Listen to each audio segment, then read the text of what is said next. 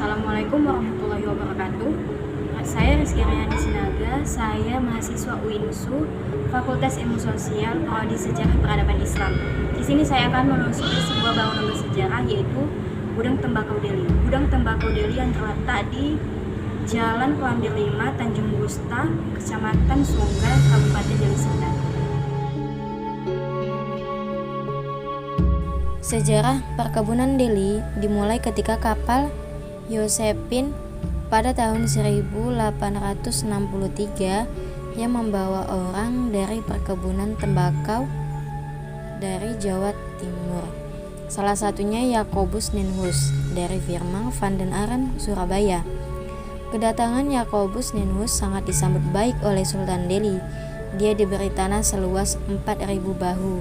Satu bahu sama dengan 8.000 meter untuk kebun tembakau yang terletak di Pelabuhan Deli dengan konsesi 20 tahun.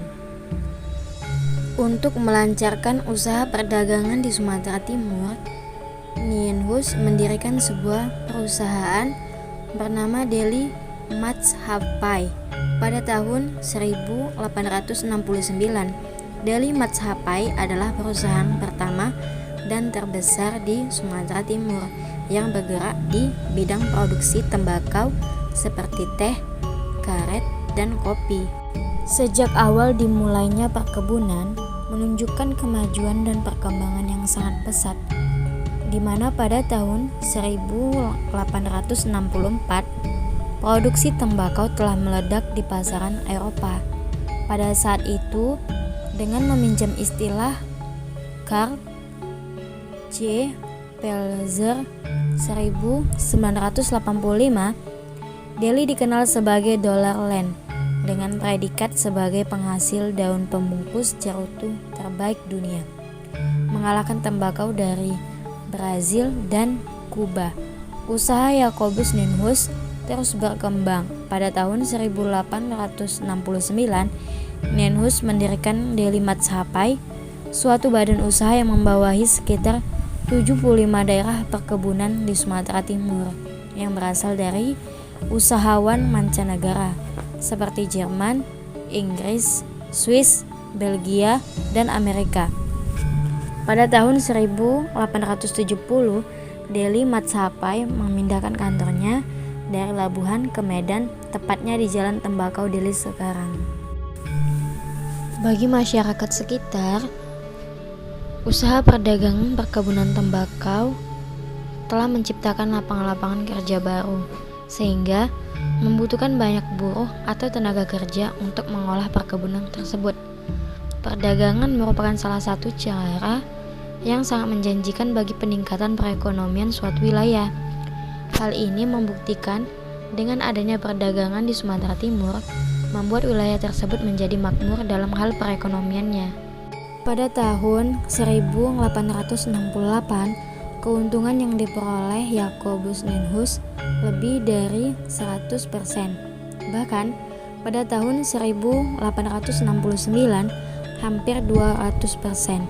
Hal ini meyakinkan Bank Nederlands Handelsmaatschappij di Belanda untuk memberi kredit ketika diketahui bahwa daun tembakau Deli bermutu tinggi. P.W. Jansen sebagai penyokong utama sudah memberikan tambahan modal, sementara J.T. Kramer yang bekerja dan berpengaruh di Nederlands Handelsmaatschappij berhasil membangkitkan animo bank tersebut, dan hampir 50% dari seluruh saham dikuasainya. Pada tanggal 28 Oktober 1869, Jacobus Ninhus, P.W. Jansen, dan C.G. Clement membentuk suatu perseroan terbatas yang dikenal dengan nama Deli Matschappij dengan P.W. Jansen sebagai direkturnya. Deli Matschappij adalah perusahaan pertama di Deli atau di Hindia Belanda yang dikembangkan oleh para pedagang, para pemilik perkebunan. Perusahaan ini resmi berdiri pada tanggal 1 November 1869 dengan akta tanggal 12 Januari 1870. Modal awal sebesar 300.000 gulden dan sebagian saham merupakan milik Netherlands Handel Maatschappij. Tahun 1875 modal dinaikkan lagi menjadi 500.000 gulden. Tahun 1876 menjadi 800.000 gulden dan tahun 1889 kembali menjadi 500.000 gulden. Keuntungan yang diperoleh oleh perusahaan Delhi juga tidak lepas dari seluruh tenaga baik orang Eropa maupun pribumi yang harus tunduk patuh kepada aturan yang sudah ditetapkan, yaitu antara lain jika buruh Eropa akan dipecat tanpa ampun, sedangkan buruh pribumi jika kabur atau tidak bekerja dengan sesuai keinginan para tuan pemilik kebun, maka ia dihukum dengan sesuka hati. Para buruh itu pun harus menyerahkan seluruh nasib mereka kepada tuan kebun Delhi Maatschappij. Delhi Maatschappij sukses memproduksi tembakau yang mengalami peningkatan dari tahun 1870 sampai 1930. Tidak hanya sukses memproduksi tembakau, perusahaan itu juga sukses dalam produksi komoditi lainnya seperti teh, karet, dan kopi. Peminatan terhadap tembakau melonjak naik oleh bangsa Eropa, misalnya Belanda, Amerika Serikat, dan negara lainnya. Mereka menggunakan tembakau sebagai bahan pembungkus rokok untuk dijadikan rokok. Mereka menyukai rasa yang terdapat di dalam tembakau tersebut. Pada tahun 1930, Delhi Maatschappij mencetak panen tembakau sebanyak 211.137 bal dengan rata-rata satuan harga 109 gulden, dan total perusahaan Delhi memperoleh pendapatan 35.900.000. Tentu saja hal itu berimbas kepada perusahaan Delhi Maatschappij. Menjelang tahun 1930 selaku pemasok komoditi tembakau terbesar yang menyebabkan banyak perkebunan dan perusahaan Delhi Maatschappij ditutup karena tidak diminatinya lagi tembakau oleh bangsa Eropa. Sebelum terjadinya depresi ekonomi tahun 1930, harga tembakau sempat turun dikarenakan terlalu banyaknya tembakau yang diproduksi sehingga harganya anjlok turun. Kemudian Delhi Maatschappij mencoba mengalihkan perhatiannya dari tembakau ke tanaman lain seperti teh, karet, dan kopi.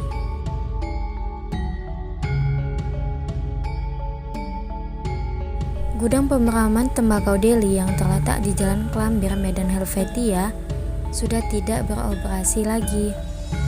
Namun di Kecamatan Hamparan, Perak masih ada 2 gudang lagi yang aktif, yaitu gudang pemeraman di Kebun Bulu Cina dan Kebun Klumpang. Bangunan semi permanen yang sudah ada sejak zaman Belanda ini sudah tidak terawat. Gudang tembakau Delhi ini yang terletak di Jalan Klambir memiliki 2 buah ruangan besar yang digunakan untuk pemrosesan tembakau yang disebut gudang bawah dan gudang atas.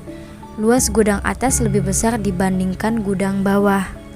Nah, karena bekas peninggalan Belanda, gaya bangunan gudang ini berbentuk gaya Hindia Belanda yang bercitra kolonial yang disesuaikan dengan lingkungan lokal, iklim, dan material yang tersedia pada masa itu. Gudang tembakau Delhi yang terletak di Klambir 5 menjadi saksi bisu sejarah dan bangunannya sangat jauh dari kata memprihatinkan, di mana semenjak gudang tidak beroperasi lagi, bangunan ini diabaikan begitu saja. Terlihat dari sebagian bangunannya hancur, serpihan kaca atap berserakan di atas tanah. Rumput ilalang yang menjulang tinggi, bahkan atap dari salah satu bangunannya tumbuh rumput. Yang paling disayangkan, banyaknya tulisan-tulisan di dinding yang tidak terpuji tersusun dengan jelas di gedung bersejarah itu, karena ulah remaja di daerah itu. Seharusnya gedung bersejarah itu dirawat dan menjadi sebuah pembelajaran untuk generasi selanjutnya, terkhusus generasi yang tinggal di daerah tersebut yang menjadi nilai historis bagi Kelambir 5. Dan saya dikerja di PT PN2 ini dari mulai tahun 93. Tahun 93 itu berkecimpung memang terus di portofolio pertembakuan. Dari mulai proses karyawan sehingga sampai dengan menjadi mandor tanam, sehingga sampai kita pegang updealing.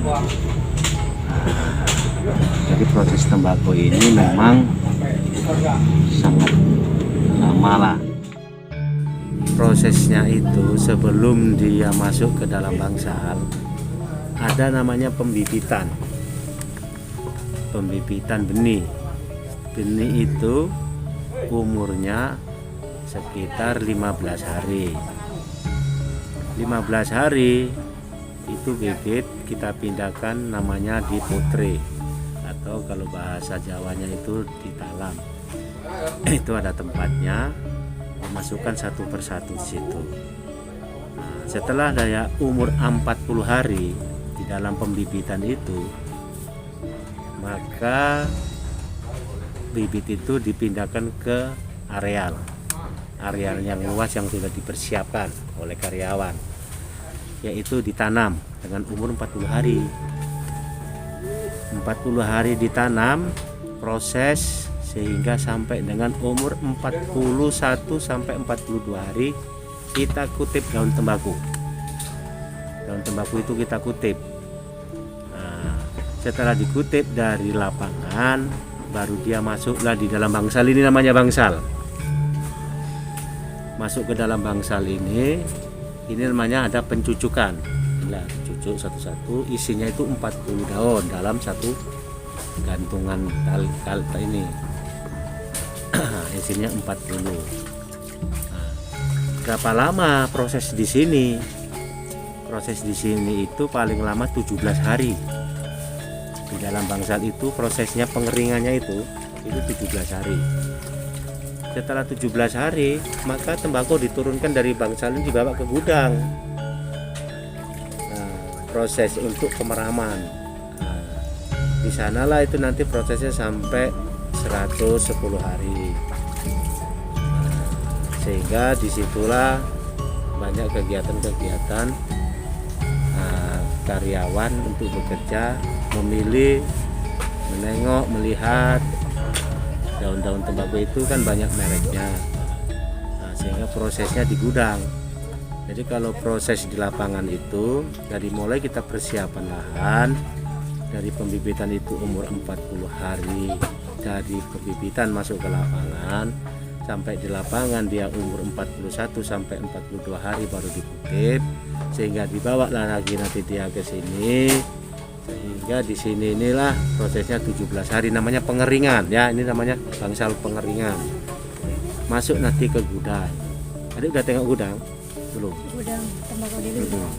Di mana? Di Cina? Enggak, yang di tembakau dulu. Di sini.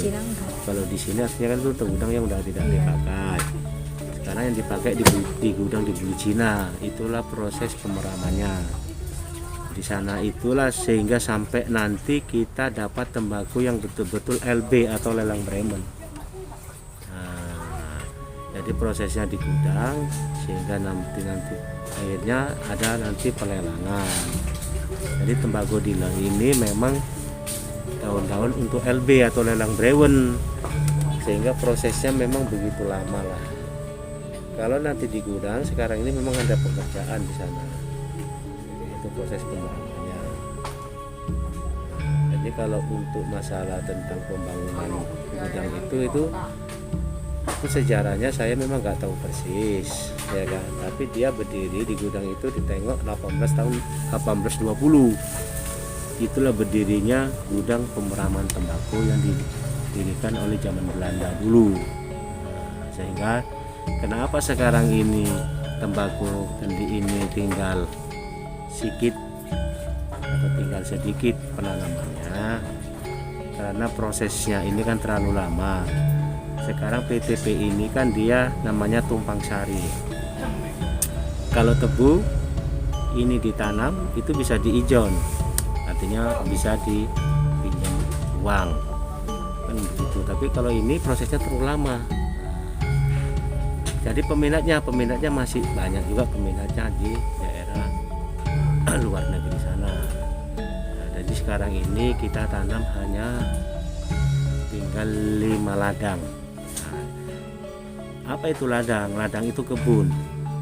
Jadi satu kebun itu jatahnya satu orang itu 0,8 hektar. Nah, 0,8 hektar itu satu orang yang ditanggung jawab, satu orang yang dikerjakan oleh family system. Sehingga tembakau ini sekarang ini cuma tinggal 5 ladang yang dikerjakan. Tidak seperti dulu setiap kebun punya gudang. Di Pelumpang ini itu kan ada gudang, itu pun sekarang udah nggak dipakai. Di Klender 5 juga nggak dipakai, Helvetia tidak dipakai, tandem hilir, tandem hulu semua tidak dipakai. Yang dipakai hanya tinggal gudang uli Cina untuk proses pemeraman. Nah, itulah perjalanan di tempat pembakauan ini. Jadi memang kalau diikuti betul memang panjang kan gitu.